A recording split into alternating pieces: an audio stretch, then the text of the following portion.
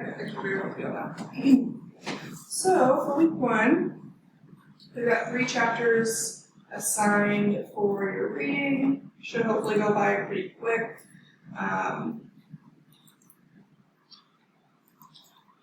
So good information about just introducing SketchUp, why we use it.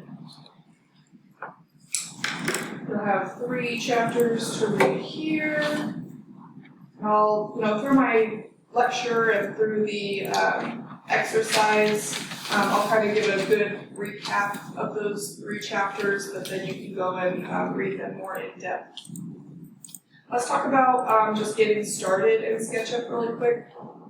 So like I said, the SketchUp software is already on all of these computers for you to use, so by no means do you need to go and get SketchUp on your personal computer. But if you do want to, there are several versions of SketchUp. Only one free version of SketchUp, and that is SketchUp for Web, which just is SketchUp operating through a web browser. Not always the most user-friendly, but if you need a free option to be able to do some quick modeling, that is there for you. And I do link it in here. Takes you to the SketchUp website. You just hit Start Modeling, and you can be able to use it there. For paid access, there are 3 options. They're called Go, Pro, and Studio. The one that we have here in the Dolby Lab is Pro. So you can see here kind of the different options that they offer, differences, but know that we are using Pro in here. Do you know, is it 2024? I believe you do have 2024 on these computers, which was news to me. That's good. So hopefully there aren't any major updates that I'm unaware of, but I don't think that there will be. But yes, on these computers we have 2024, which is obviously the newest version. I'll figure out what the open lab hours are so that you can come to the computer lab and work on these computers, or you can remotely access the computers from your personal computer. We saw where those instructions were, and then I'll walk you through just over here on your sidebar. There's the virtual labs option that'll walk you through how to remote into them. If you're having problems with the virtual labs, don't ask me. I don't know. Ask IT. That's why I liked IT in that useful documents module, because not my expertise. Okay. If you do want to purchase SketchUp, they do have some discounted student pricing available. I linked that here as well. So for students, it's $55 a year. I'm actually not sure what it is regularly priced. But if you do want to get it, again, don't have to. You can use that link there to get your discount. There is a free trial of SketchUp, but it's only 7 days, so I don't really know that that's going to do much for you. You will need a Trimble ID to access certain features of SketchUp. The Trimble ID is free, it's just like an account with SketchUp. So you might have noticed if you tried going into this SketchUp for Web here and hit Start Modeling, it's going to ask you to sign in. So if you want to go ahead and create one of those, you can just hit create a Trimble ID. You can use either your Phoenix College email address or your personal account. Either way is fine. We're not going to get into anything soon where you need this Trimble ID. Eventually throughout, when we get further down into the semester, we will start accessing some of those features that require that Trimble ID. So if you think about it now, you can go ahead and get it set up. Otherwise, we'll make sure that we get it set up a little bit further into the semester. Okay, we're ready to start modeling. I just realized I didn't tell you anything about myself. I gave no credentials for being able to teach this class. So I graduated from Kansas State University in 2021 with a Master's of Architecture. So I actually am on the architecture side rather than interior design, but that's okay. It's, I think for this class's purposes, that's totally fine. This is my second year teaching this class at Phoenix College, my second year teaching in general. My full-time job, I work in architecture. I work at Boulder Associates, it's a healthcare architecture firm, so I spend my day designing surgery centers, clinics, all that good stuff. So I've been there for just over 3 years. I'm also a yoga teacher on the weekends, so that doesn't give me credentials to teach this class, but it's just something else I do for fun. I'm originally from Kansas City, Missouri. Moved out here 3 years ago for my full-time job. Yeah, if you want to know anything else, do that, but I think that's all you need to know right now. Okay, well, let's get into a little bit of lecture and today's exercise.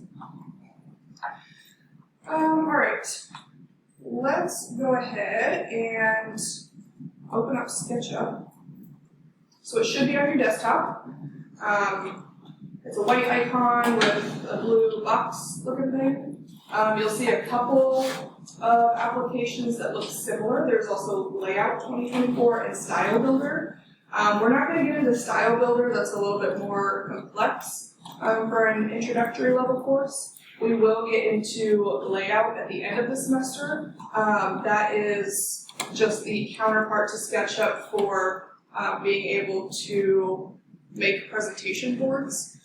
So we can send our model to Layout and it'll create nice two-dimensional drawings of our model. So we'll get into that later this semester so that we can present our final drawings on it.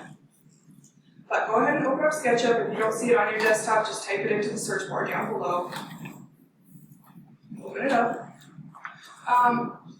SketchUp is it's a user-friendly alternative to some of the other more complex modeling programs in the industry, like Revit and Rhino and all those good things. I will say Revit is a great tool to learn. I use it every day at my job, but SketchUp is also a really great option. It's more user-friendly, as I said.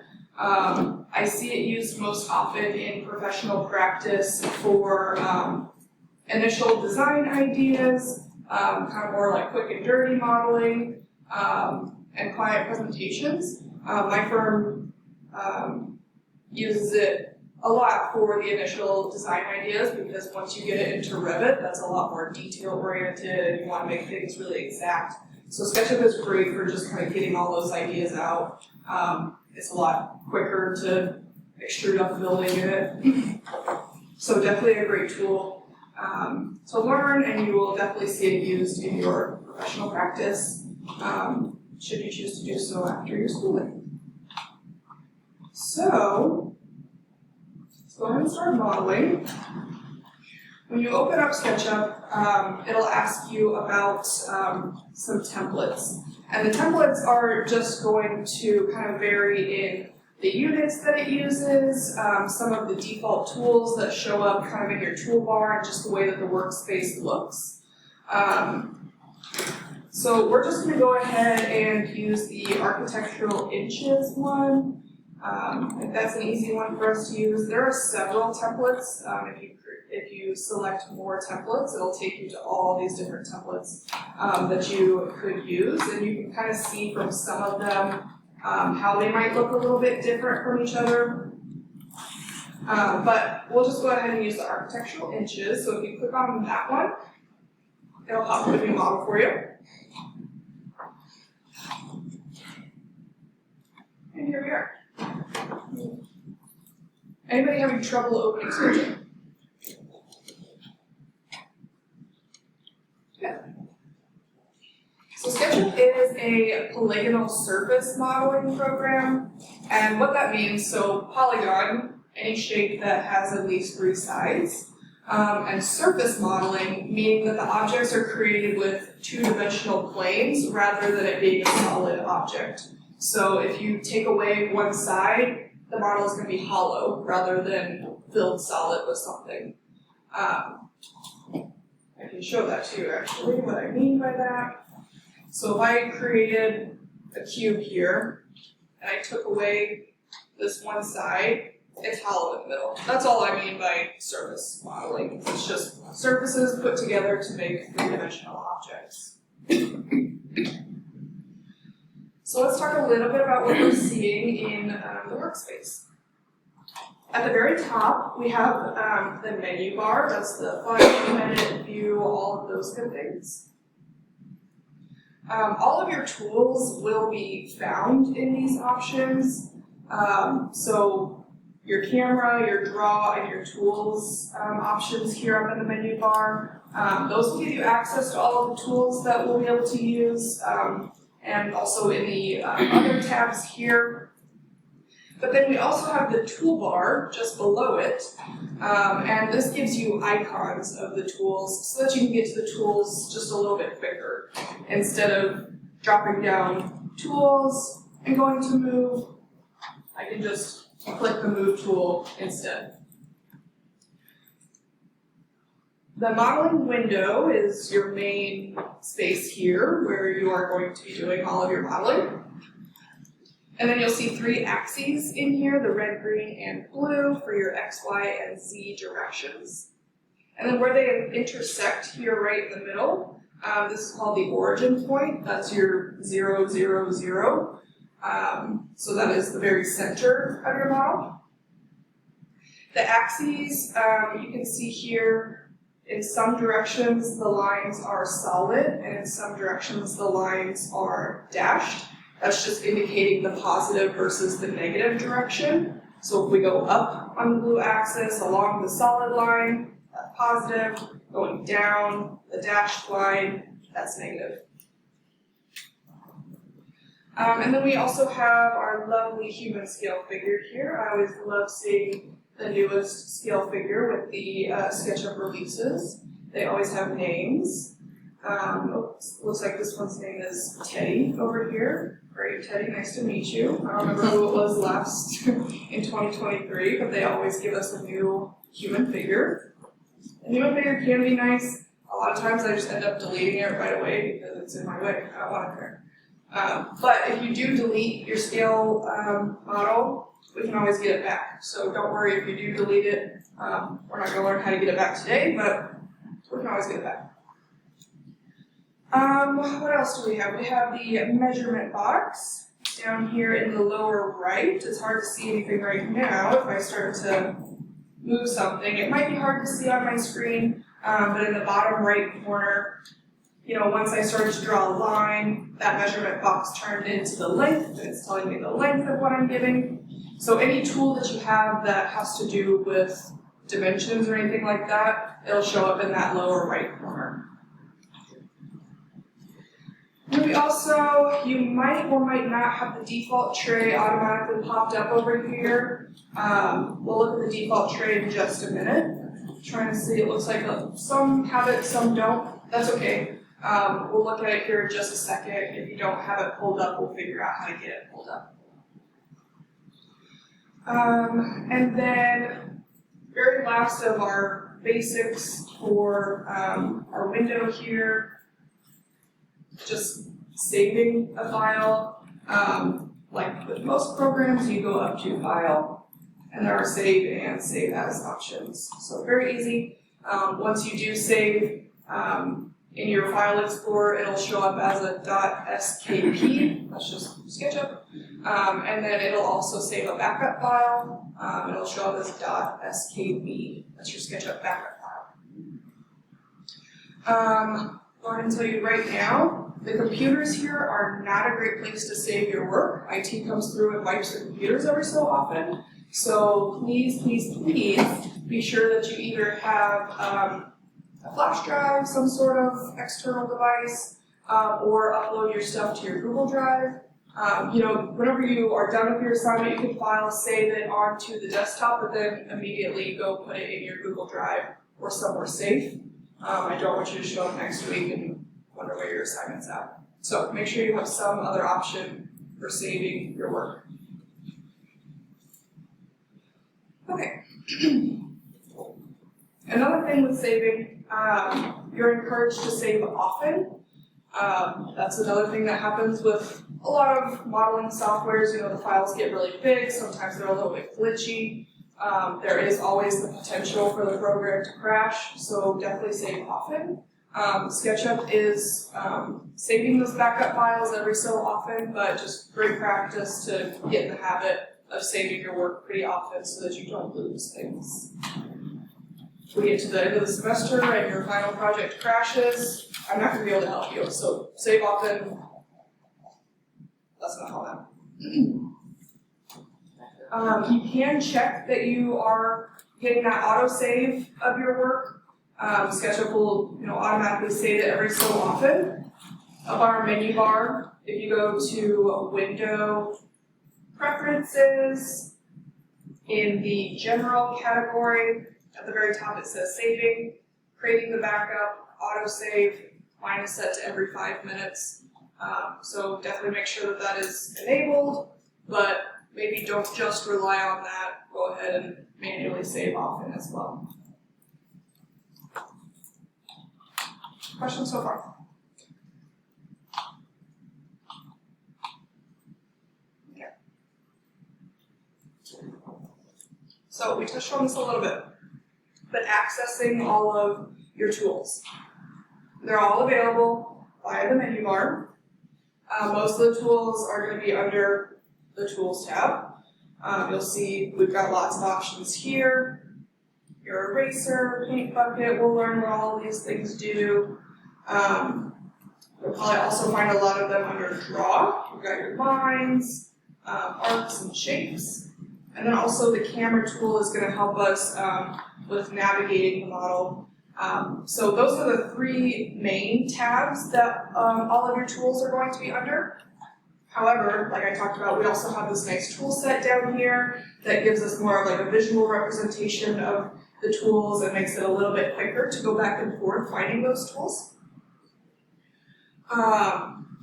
Even quicker, you can learn the shortcut keys or the hotkeys. I might sometimes call them shortcut or hotkeys. They're the same thing. And what that means is just being able to click a key on your keyboard and it'll automatically bring up the tool for you. I highly recommend that you learn the hotkeys. Each time we introduce a new tool, I will tell you if it has a hotkey and I'll tell you what the hotkey is. But also if we look at these tools under the toolbar here, these things over here on the right, those are the hotkeys. So SketchUp is kind of helping you figure out what the hotkeys are as well. So for example, the eraser tool, if you just hit E on your keyboard, that'll automatically bring up the eraser tool for you. Or you can go into tools and find it, or you can find it in your toolbar. Lots of options, but I very much recommend hotkeys, especially when we get into your professional practice. Just try to be as quick as you can, very efficient. Hotkeys are definitely gonna save you. Whenever I'm working my daily job, even though I'm mostly in Revit, hotkeys are all I know. I couldn't tell you where to find the actual tool in the program, but I can tell you what the hotkey is. So it makes things so much faster. Lots of less clicks. Okay. So these tools that automatically came up for you here, these are not all of the tools that we have in SketchUp. So you can add different tool sets, you can customize your workspace. So right now we just have the basics up here, but you can add some more. So the large tool set is a nice one to have. That one will have a majority of the tools that we'll usually have on it. So for that, we'll go to Window. Not that one. Sorry, View, Toolbars at the very top. And we can add some different toolbars. So right now, the only one that you probably have checked is the Getting Started toolbar. If I uncheck that, you'll see that all the tools at the top went away. So if I bring that back, and then the large tool set right below it, if I click on that one, then I have a lot more tools over here on the left side to kind of help me out. So you can go through and play with all these different options, click on them, see what they bring up. Sometimes they'll duplicate the tools. Like the large tool set has a lot of the same tools that the getting started tool set has. So you might find that there's some duplication there. It's okay. I mean, if you want to just have the large tool set, you can uncheck the getting started tool set. You know, play with it, figure out what you like best for your workspace. You can also rearrange the tool sets. Go ahead and close this. So everything can be kind of moved. You can grip it. It's hard to see on your screen, you might have to get in really close. But there are a couple places where there's just like a sequence of dots and your cursor will turn into these 4 arrows. And you can just kind of move things around. I can move the large tool set, I can have it float anywhere on my screen. I think you can even put it over on your second screen. If you want to have all your tools maybe over on your right screen and just have your window, your modeling space on one side. So you can put them anywhere. If you put them up against the side of your screen, that should dock it and let it be there in your space. So you can just play around, figure out where you like your tools. The more tools that you add on there, the more you'll be able to rearrange and figure out where you like them best.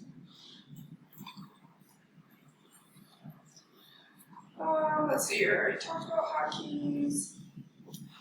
Well, we'll talk a little bit more about hotkeys. I forgot to mention this quick bit. So not every tool has a hotkey default in SketchUp. A lot of the main ones do, but not all of them do have one. You can assign more hotkeys to the tools that don't have a hotkey, or you can change the hotkeys that are already default. Like move is M. I think that makes sense. Maybe you don't think that makes sense. You can change it if you like. For that, we would go up to Window, Preferences, and Shortcuts. And this gives you a list of all the different functions in SketchUp. You can also search for it in the filter option. Well, let's just type in move here. My tools move, it tells me that M is currently assigned to it. But if I wanted a different shortcut, I would just hit add shortcut right here, hit the plus sign, and that would give you your new one. Or if there's a tool that doesn't currently have a shortcut, yeah, we can just look at, let's see here. There we go, that one doesn't have one. I could assign a shortcut here. The only thing is your shortcuts, they have to be letters or like Shift Control Alt, spacebar, things like that. They unfortunately don't let you do numbers unless that changed with 2024. Let's try it. It did not change with 2024. So that's the unfortunate part, is you can't do numbers.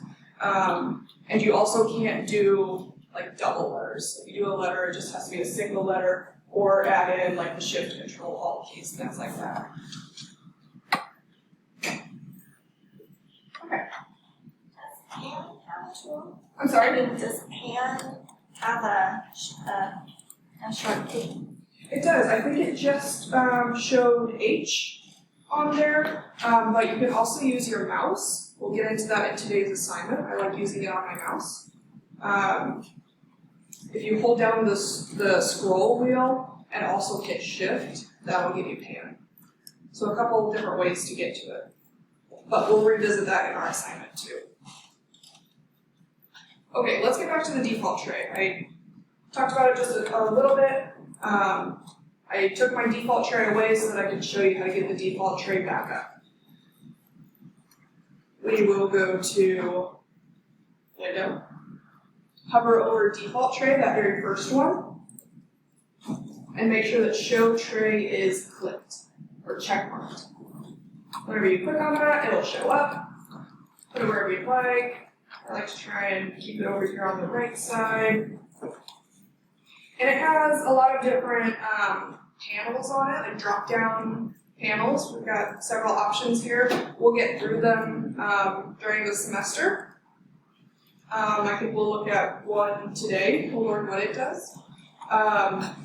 So You can have it here, you cannot have it here. You might find it helpful to be there as we start to figure out what the different panels do, just so it's easily ready there.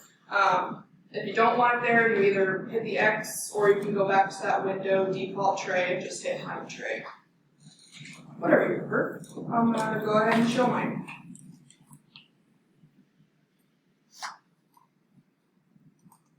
Okay, now that we have customized our workspace the way that we like it, in the beginning it asked us to choose a template and we chose just one of the default SketchUp templates. You can actually save your workspace as its own template so that each time you open up SketchUp, it looks exactly the way you want it to. You don't have to redo it all again.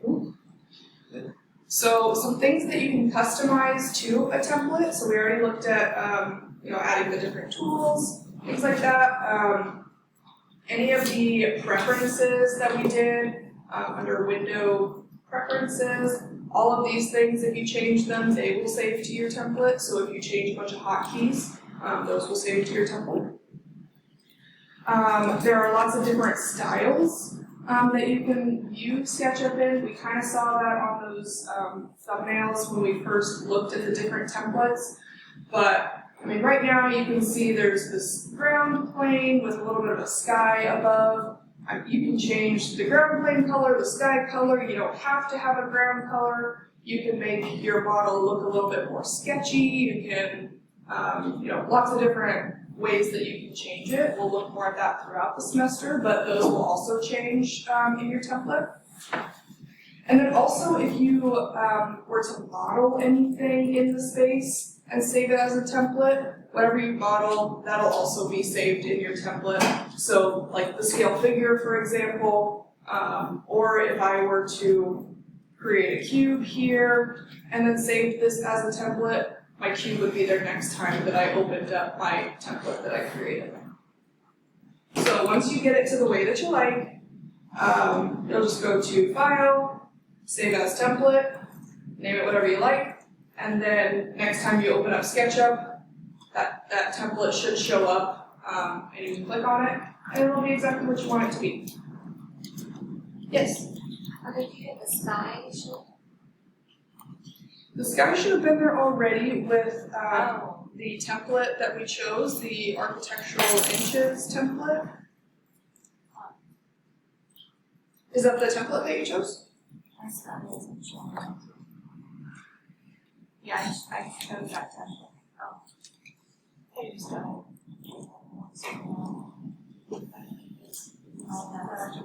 yeah. It's just gray. Yeah. It's very subtle. My sky's Oh, we'll get The different monitors. Oh, okay. We can change it. We'll get there eventually in the semester. I did not introduce Amy. This is Amy. She's our tech here in the lab. Yeah, I remember that. Okay. She helps TA. She knows SketchUp. She can help us out. Do you know what the lab hours are for this semester? So yeah, so I help you out, and I usually do an open lab or do labs and whatnot. But this semester I had some things I have to take care of personal wise, and I'm gonna be gone for a month. So that's starting. I'll be here next week, and then I'll be gone for a month. As far as the lab, I don't know. I keep asking Maurice or somebody to like what do we want to do about the lab and figure it out. So Okay. I'll keep pressing her. Well, that's okay. Yeah. TBD on the open lab hours, but we already know that we can virtually get into the computer, so even if we cannot physically be in the space, it's okay. We'll be able to do our assignments. Okay, any other questions? And then why does mine have this like training tool underneath the default tray under instructor? Okay. Oh, maybe. Oh, I see. Oh, we're actually going to learn the instructor panel Oh, today. okay. I didn't know what Yeah. was there. I just okay. All right. You're getting thank ahead you. Did I say it over here? Yes. You want to start either? You guys do your teachers. I think you do have it. It's just, I'm holding down the scroll wheel. We'll get to that too, don't you worry. I'll teach you all the things.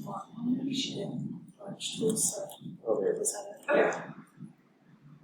So let's start getting into some of the basic tools of SketchUp.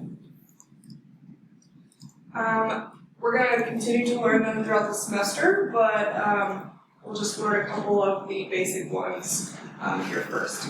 The very first one is the Select tool. It looks just like your normal cursor, an arrow. You can find it up on your toolbars, or the hotkey for it is just to hit the space bar. So if I'm in a different tool, I hit the space bar, it'll automatically take me back to the Select tool. You use the Select tool to highlight elements, add to your selection. So now I'm going to get to that instructor panel, the first one that we're going to learn here on our default tray. If you drop down the instructor, this gives you quick little tutorial tips and tricks about whatever tool you have currently active. So I have the Select tool active, so it's telling me what it does, any of the modifier keys, which we'll get into modifier keys, some tips. If I change to a different tool, the instructor automatically changes to that new tool, lets me know how to use that guy. So very helpful as you're just getting started with SketchUp. It can help you out to learn the tools a bit better.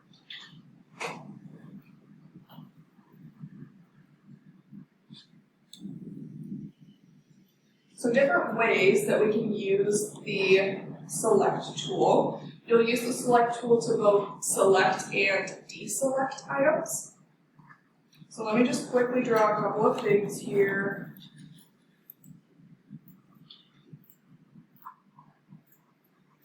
Okay. These are my objects. I have a couple ways that I can select and deselect. The first way, if you only want to select one item, just click on it. There you go, you got it selected. That's easy enough.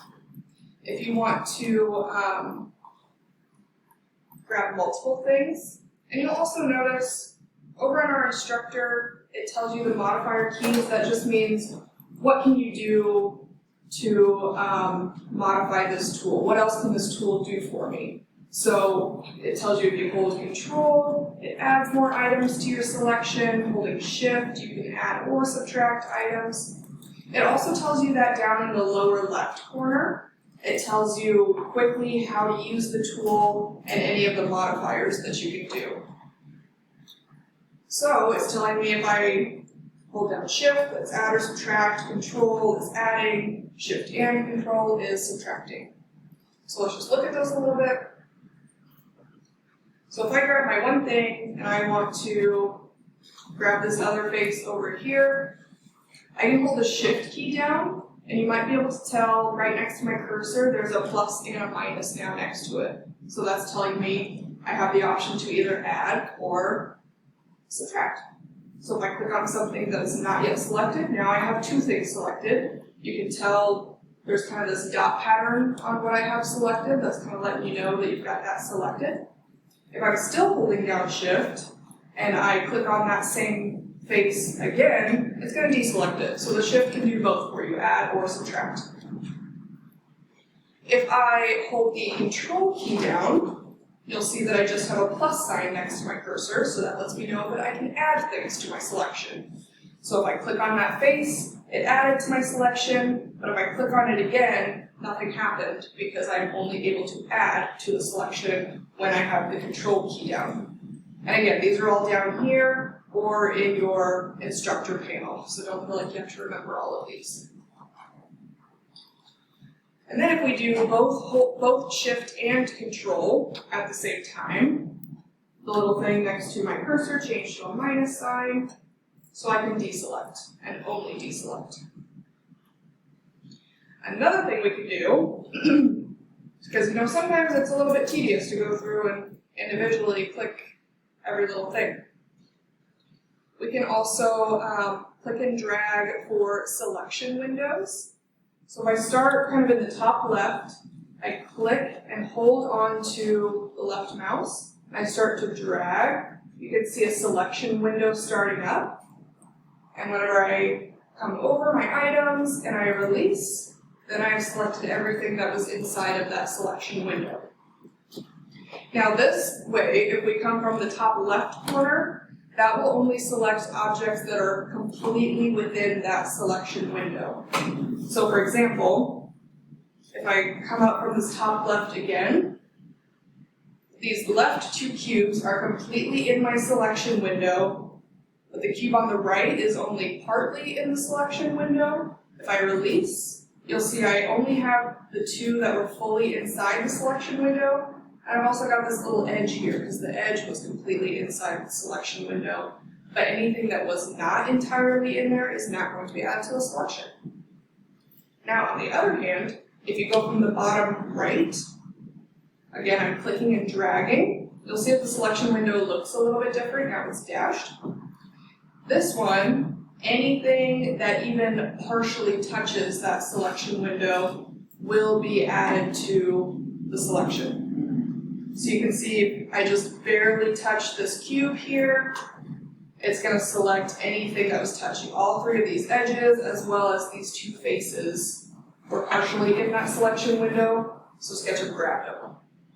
So just be aware if you're dragging from the top left or the bottom right, it's going to allow you to select different things. Another option that we have is to double click a surface. So we have surfaces and we have edges. If I double click on a surface, everything that's blue here, it selected the surface as well as all of its bounding edges. If I just did a single click on the surface, you can see only those dots are on the surface. It did not select those edges. So if I double click the surface, it grabs the surface plus its bounding edges. If I triple click on a surface, 1, 2, 3, it's going to grab everything that is touching whatever you have selected. So it didn't grab all of these things over here because it's not touching here. But if I triple click any one of these things on the cube, it's going to go ahead and grab the entire cube because it sees that everything there is touching. Lots of ways that you can select things. Ready to move on to the next tool? Okay. Let's talk about the rectangle tool next. Go ahead and get rid of these. Is that what you use to draw your cube? I did. Okay. Yeah. I was wondering. I was like, how's she drawing that so fast? I've been using it for a while. So, fair warning, I've been using SketchUp since high school, Oh, which was 7, 8 years ago. oh yeah. So, Yeah. I'm fast. Yeah. But I'll try not to go too fast as I'm demonstrating things. Okay, so the rectangle tool, if you want to find it up in your toolbar here, it looks like a rectangle. It might say shapes first, so you can use the little drop down, and there's the rectangle, or you can see it's telling us the hotkey is R. So either click on that or hit R on your keyboard. You can click anywhere to start. I like to start at the origin. It makes things nice and easy to start at the origin. Also, if you start getting too far away from the origin, SketchUp kind of starts to freak out. So just best practice to start at the origin. So if I click once, and I can start to kind of move my mouse away, you'll see my rectangle starting to form. And then all you gotta do is click to finish, and it'll automatically create that surface plus the 4 edges around the surface. Now you may want to input specific dimensions so that you can create a rectangle of a certain size. For that, I'll start over. I'm clicking R on my keyboard to activate that rectangle tool. I click, start to move your mouse away, and then you'll be able to type the dimensions that you want. Start with the dimension that you want along the red axis. Usually, I will say there have been some times where I feel like SketchUp messes up, it puts the green one first, and I'm like, hey, why'd you do that? I couldn't tell you. but it should give you the red axis first. And you can also see my measurement box down here on the right. As I'm starting to create, it shows you the dimensions that you are pulling in.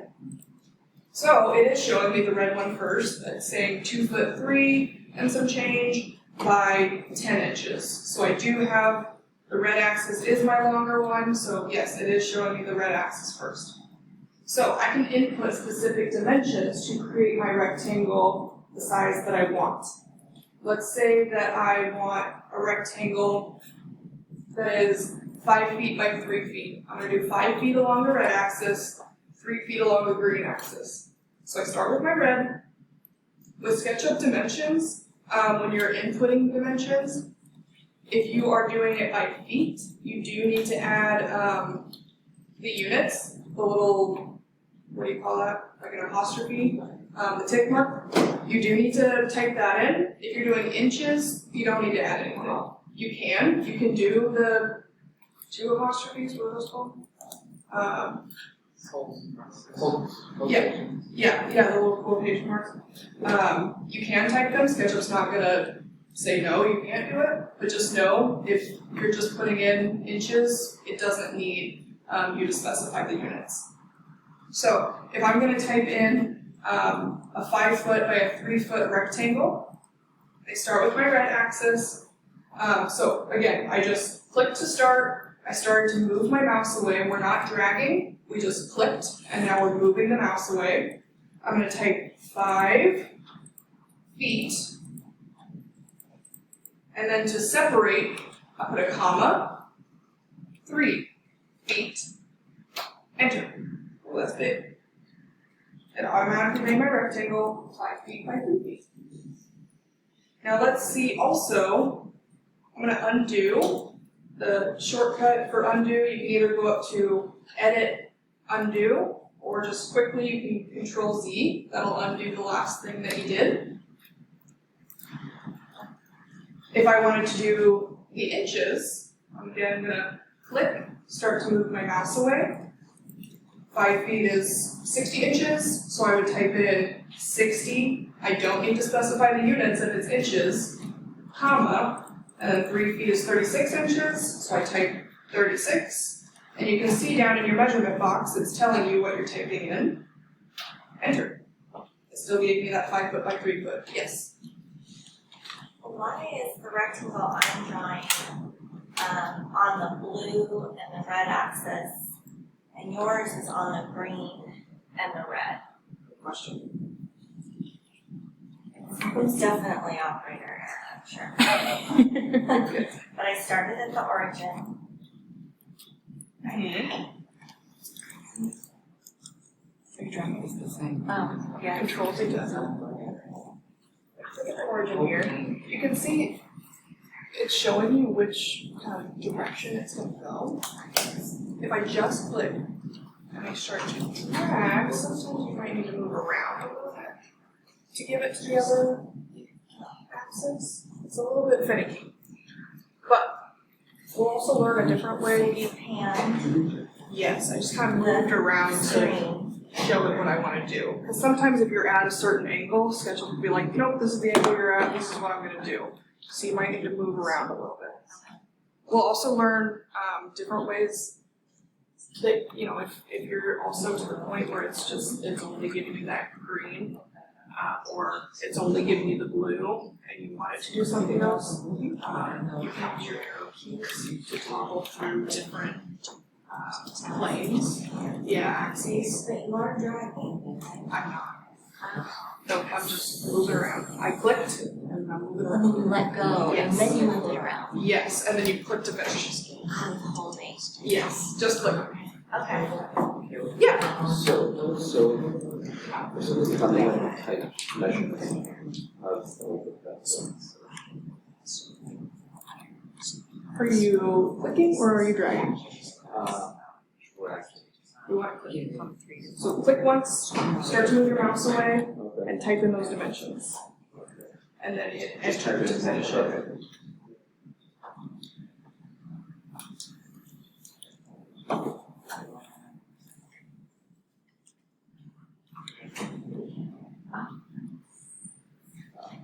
you wanna do a comma, not an X, to separate the two, red and green. Yeah. Your red measurement, comma, green measurement, enter.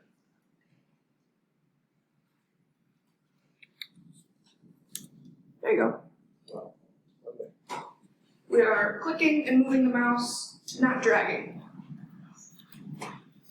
If you do drag, it's not going to give you the option to put in your dimensions. I can click drag, and then whenever I release, it'll create that rectangle, but it's not going to give you the option to put in those dimensions. Oh, after. Correct. Yes. So great points. Okay. Something else you might have noticed as you were creating your rectangle. So again, I'm going to hit R to start that rectangle, starting at my origin point here. As you start to move your mouse away, you might have started to see that dashed line come through the center of your rectangle.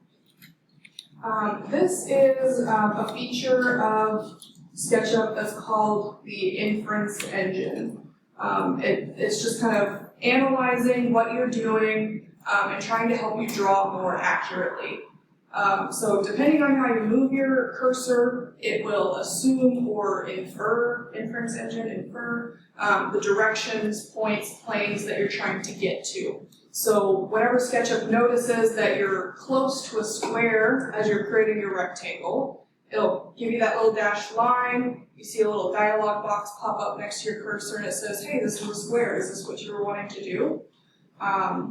You might have also seen when you're starting at the origin here, it gives you kind of a black dot to kind of snap to that origin point, and the little dialog box comes up next to it that tells you this is the origin. Just trying to help you be a little bit more accurate in your drawings.